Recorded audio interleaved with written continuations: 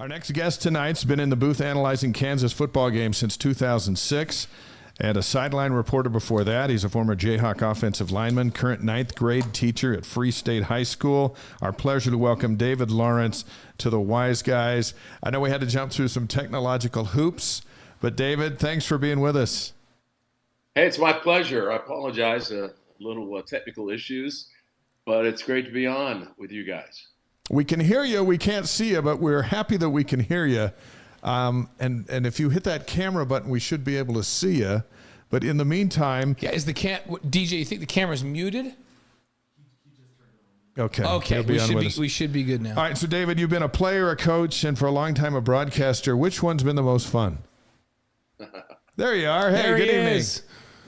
A long time ago, I was told I had to choose between being a coach or a radio person. And so I just decided I was going to do it my way. And I coached a freshman for about 30 years, and I was a broadcaster. And the freshmen played on Thursday, so it allowed me to travel with the Jayhawks. I went to Hawaii and watched them play against BYU just a few years back. So that's right. I've been around a while. It's been a great career. I'm very fortunate. Were you on the call for that Aloha Bowl, or were you just there as a tourist cheering for Kansas as an alum? I was on the sideline, actually, a sideline analyst. So 1992. Yeah. Do you guys know what happened on the first play? Yeah, a 94-yard kickoff return, right? Well done. Well done.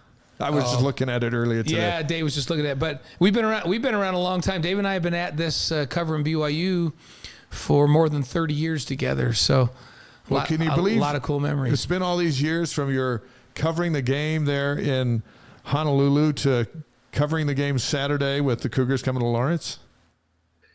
Yeah, and interesting, the name Lassiter jumps out because the late Kwame Lassiter was the defensive star of the game for Kansas.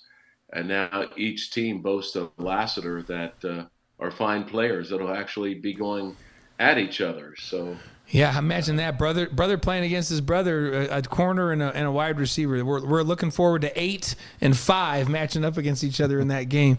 That'll be fun to watch. Hey, speaking of fun, David, how enjoyable has it been to watch Jaylen Daniels play quarterback there at Kansas this last year and this year? He's pretty special. No doubt about that. We want to keep him healthy. We missed him. We had him for about 4.5 games last year. Then he got hurt. Tried to come back. I don't think he was 100% maybe until the bowl game, but he's at his best right now. He's a lot of fun. I call him the Magic Man. He certainly has a live arm. He's very athletic. He escapes pressure. And he can, run and looking down the field and finding open receivers. So he can do it all. Probably didn't play as well last week. I don't think as a team we played quite as well as we did against Illinois. But to answer your question, he's been a blast. From Lawndale, California. He was found out there by an analyst under Coach Miles, and we knew we had something special as soon as he arrived. How difficult is he to defend? And is there one part of his game that as you've watched him, you feel like, man, this is the most difficult thing for defenses to deal with when they're facing Jaylen Daniels? That's a great question. I think when he steps up into the pocket, he's so deadly because he does a good job of looking downfield while he runs, and he's got a really strong arm. He can shoot fadeaways. He can be running out, being pressured, being backpedaling, throwing off of his back foot, and still get a lot on the ball. So he's got a really strong arm. But, having said that, good defense takes care of a lot of those things. So we know that we'll be facing a really good defense, but Jaylen Daniels is a really good player for us. And we hope to keep him healthy and protected. But, he, like a lot of great athletic quarterbacks, he's very good at making the first guy miss. And what really is bad is when he has 2 guys coming at him, because that's very difficult. But he does make a lot of people miss. but I know you have some special defensive ends that are causing havoc for opposing quarterbacks. So it's going to be a great challenge for Kansas. Football analyst David Lawrence of the Jayhawk Radio Network on the Wise Guys tonight, live on YouTube, Facebook, Twitch, and ysguys.com. BYU opens Big 12 play at Kansas on Saturday. I'm not sure if Kansas has ever had the all Big 12 preseason first-team quarterback and running back on the same list going into the same season, but Devin Neal's another exciting player. What makes him so special? He continues to improve. And that's the mantra for every strength coach, every head football coach, everyone buying in, everyone getting a little bit better. He's a local product from Lawrence High School, and he was good when he got here, but he's faster now. His vision's better. Just tremendous improvement from last year to this year, and he was good last year. But we got to keep him healthy as well. We also, I like to boast that we got several running backs, but Daniel Highshaw is a guy that is very difficult to bring down. I wouldn't say a short yardage guy, but he likes to run into people, maybe to a fault because he's fumbled a couple of times trying to run people over.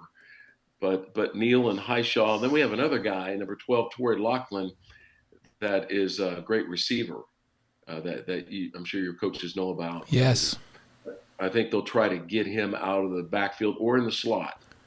So it's an interesting offense. I think what makes it maybe unique, and I asked our coordinator, Andy Kotelnicki, this, I said, Coach, everyone's got imagination, creativity. We can design crazy stuff, but what happens usually to most teams that do that, they have false starts and motion penalties and out of alignment and alignment in the backfield type of stuff. For the most part, these guys are not making mistakes when they're, we've ran offensive linemen out wide. We've had huge splits to tight splits. Just a lot of eye candy for defenses to look over and then shifts. So there's just a lot of things going on, which I get it. We're not the only program to do that, but he does a good job of just showing a lot of stuff to the defense at pre-snap. And this Kansas team has so many weapons, Dave. David, they have 10 returning starters coming back, plus the depth that you've just mentioned. It's the number one team in terms of offensive production returning in the NCAA. And I go down, I'm looking at Arnold and Grimm and Skinner, all these guys that are outside, the big tight end and Fairchild. These guys have played a lot of snaps together. If this team can stay healthy and be better than they were last year on defense, because they got 7 returning starters on defense, where can this team go this season in the Big 12? What's the expectation there in Lawrence for what this team might be able to accomplish this year? Well, I've got the new mantra for all the Big 12 teams next year, and that is, why not us, right? Right now, the Big 12, Oklahoma and Texas are maybe an exception, but they will be leaving, of course, next year. But how many Big 12 teams would be ranked somewhere between 20 and 45 nationally? And everyone's going to be feeling as they should that, why not us? Why not BYU? Why not Kansas win a Big 12 conference title and be a part of the big show? So, yeah, certainly that's going through the heads of our guys. And you mentioned the defense. That the offense has started well, but quite frankly, because of what you had mentioned, everyone returning and Jalen Daniels, that doesn't really surprise me a lot. It's the defense. Right now, we're number 1 in the country at havoc plays on defense. That's combining tackles for loss, quarterback pressures, turnovers, sacks,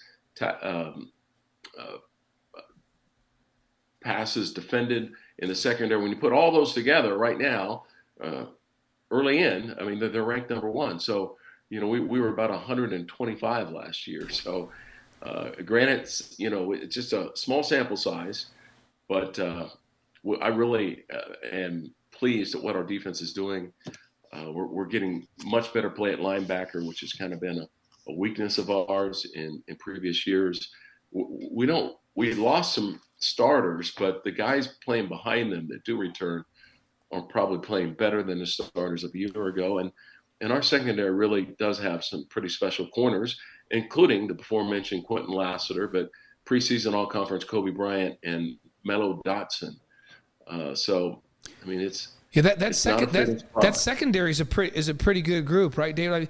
I think about Kenny Logan there, that has been a tackling machine for his whole career there. What should BYU expect as they try to go at that defensive secondary and throw the football down the field? Well, the big key is just Slovis having time. Illinois was a big game for us, right? I mean, Big Ten teams draw the attention. Their defense and offense had posted some really good numbers, and our defense really made it difficult for their quarterback to have any time back in the pocket. And because of that, that obviously makes the secondary better. We didn't have as much success with that last week. I think in part because Nevada got the ball out so quickly. But you also have a tremendous quarterback that's got a live arm. And I'm sure that's something they're working on, is getting the ball out soon and not taking sacks, because that's something that worked really well for these guys. And yeah, I think we have a couple of guys, including Quentin Lassiter, that can cover in space and man up. So we will try to pressure like everyone. I wouldn't say that we really hold our hat on that. J.B. Brown and Austin Booker, two transfers, have really been impactful. And, you don't know exactly what you get with transfers, but these guys have really proven to be pretty special out there. And Jeremy Robinson and Hayden Hatcher, our defensive ends, are pretty good as well. So, just seeing which team puts the most pressure on the opposing quarterback, right? I mean, Slovis doesn't like to run maybe as much as JD, but he can run. I mean, I saw him. He ran for a huge first down in the first half against Arkansas. So it's not like he can't run it. And, there was talk by our paper about, quarterbacks really hurting us running the football. So it'd be interesting to see if they take him out of his comfort zone to use him more, because he does have the speed, because quarterbacks are tough. Coming out of the backfield, quarterback draws, and those kinds of things. David Lawrence of the Jayhawk Radio Network here with us for a few more questions tonight on the Wise Guys. What did you make of BYU's performance at Arkansas? Did it surprise you? No, I wouldn't say surprise at all.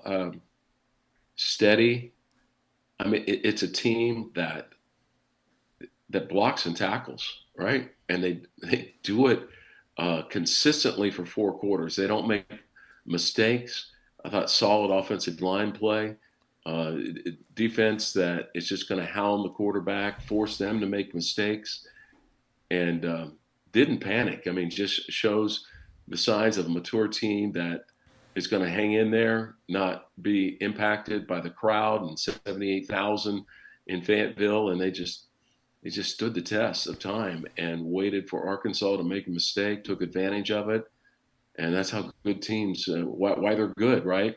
Because they're steady, they're consistent, and they hang in there, and they're not bothered by things that pop up, go wrong early in the game, like what happened to you guys going down 14 points. I mean, there was just no panic.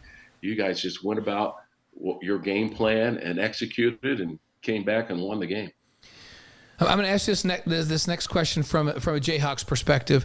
What do the Jayhawks have to do to have success? If you were to give us like 2 keys, the most important things that they could do well on Saturday to get them a victory, what would those be? Oh, wow. Well, I mean, it's kind of boring, but obviously turnovers are impactful in every game.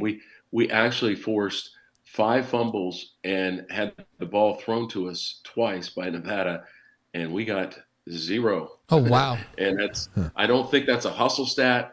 I think it's the ball being oblong and bounces funny. But that can't happen. I mean, you can't lose the turnover battle. And then, special teams really hasn't risen to the top for us, bad or good, but that has to be solid. But to answer your question, we got to pressure Slovis. We got to put some pressure on him and not allow him to sit back in the pocket and throw the ball down the field. You have a good offensive line. One of your tackles obviously is like the best in the country, so it's going to be difficult. But I think that the quarterback that keeps the clean feet will be really, really important. And being able to mix it up. I mean, that's one thing that's been effective for us is we can run and pass, and just seeing how this stacks up, because we haven't seen each other for a while, right? Yeah. You're just now coming into the league. I mean, we really didn't know how we were going to stack up against a Big Ten team a couple of weeks ago, but we found out we were quite a bit faster than Illinois, and that's a good thing. And we don't really know how speed-wise we're going to match up. So those are the kinds of things that we're going to see in the first quarter as the game unfolds. Just, the talent matchup, speed is always a big thing. And then, of course, making mistakes. The team that doesn't make mistakes is going to have a great chance to win this game. And it's going to be big for us. The game is a sellout. We historically haven't sold out a lot of games, but this one will be sold out. And I know you guys travel well, and it should be an exciting college football atmosphere. Blaine's going to hit you with 5 quick questions, but before we get to that, what? And we're speaking with Cougar Nation tonight from all over the place and all over the world, and the country, and so this will be a good one. What's the game day experience like at KU? What can folks anticipate? Well, what's interesting, and I realize your gang probably won't be driving out, but if they did drive across Kansas, you can see for about 20 miles all the way out, because it's so flat. But actually, Lawrence is a little community of big hills. I mean, you feel like you're in the Ozarks, which is over in Missouri. Mount Oriad is where we were founded upon. And people go up on the hill and they tailgate, or they go down on Massachusetts Street. Lawrence was founded by a group from Massachusetts that wanted to abolish slavery. And Kansas Lawrence was established as the town that creates this anti-slavery sentiment in the state of Kansas to allow it to be a free state. And that's why we had some run-ins with people from Missouri. So there's a lot of history there with, the abolishment of slavery and being a free state. So you'll see our best brewery being called Free State Brewery. There was a Free State high school I worked at as you introduced me. So Massachusetts Street is a great place. It's a lot of culture there. And the campus is nearby. I think it's a really pretty campus. The hill, and the Memorial Stadium, David Booth Kansas Memorial Stadium, is at the base of the hill. They are starting some infrastructure things, as maybe you've heard. We're going to completely rebuild the stadium right where it's at, and about $300 million. It will start at the end of our last game of the year. So we think we would never consider having the stadium anywhere else. It fits perfectly at the bottom of the Campanile Hill. Yeah. And so that's kind of what makes us different. David, I'm trying to remember there's a phenomenal golf course in Lawrence that I've played before, and I cannot remember the name. I'm losing it. Is it Albemarle? Yes, Albemarle. What a great golf course. Yes. Yeah. It's actually called Jayhawk Golf Course now. So yeah. Yeah. No, that's a beautiful layout. Dave and I are big golf fans, so if we're not coming out this week, we'll be in studio here in Provo. We're sending Spencer Linton out to be on the field and for our pre and post game shows. But if I was out there, I'd be out at Jayhawk Golf Course now, right? And Dave and I we'd get 18 in on that course if we could. So that's a beautiful place. Hey, I'm glad we've got another Dave on the show. We need more Daves on the show. And so I'm glad to have you here. Blaine's going to hit you with 5 questions, which is going to reveal a whole lot about you. So I hope you're ready. The first thing that comes to your mind, David. So your favorite sports movie? Oh, wow. Oh, man. Favorite sports movie? I would say the one my mind's going blank with Gail Sayers in it. Brian's song. Brian's song, because Gail Sayers was a hero of mine growing up, and I was in that generation that was probably high school when that came out. So that I know they did a remake. I don't think that was good, but Brian's song. You're talking about the original one with James Caan and.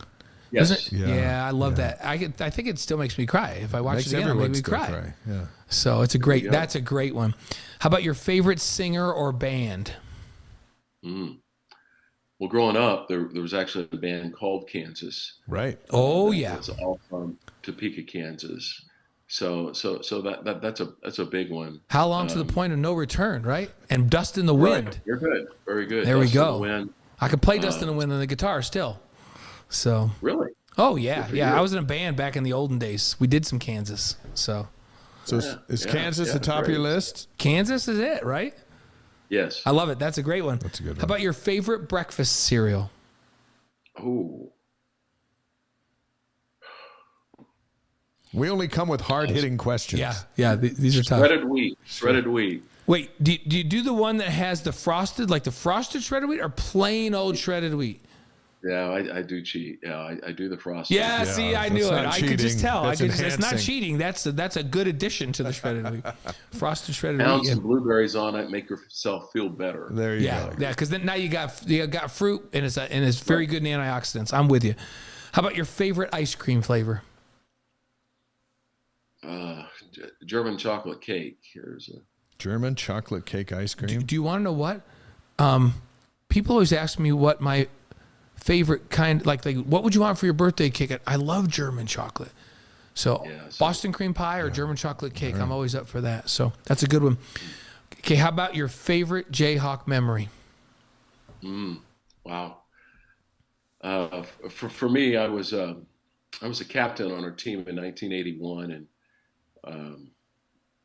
for anyone that's been around here a long time, the favorite memories are going to be about beating Missouri, just because of our history there. Mm-hmm. It means a lot to both sides, obviously, but and we always play it at the final game of the year. It used to be played on Thanksgiving.